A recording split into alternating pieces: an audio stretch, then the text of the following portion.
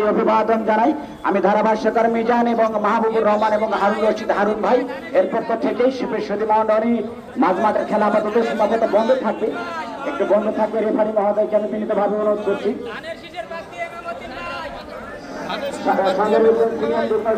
সাধারণ সম্পাদক জেলাল হোসেন খান,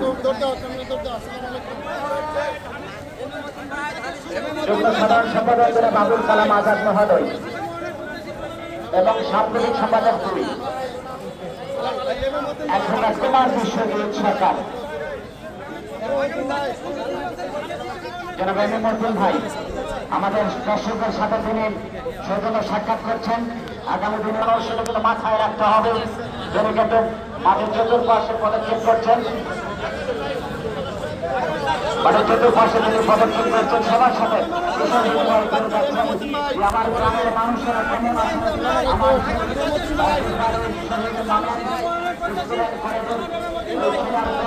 আমরা ভালোবাসায়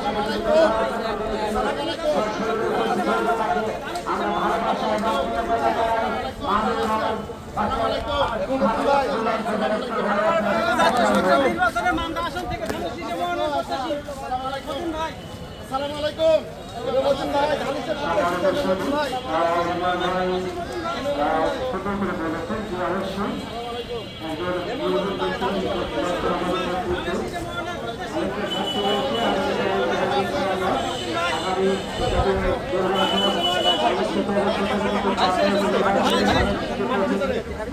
বাইরে দিয়ে যায়।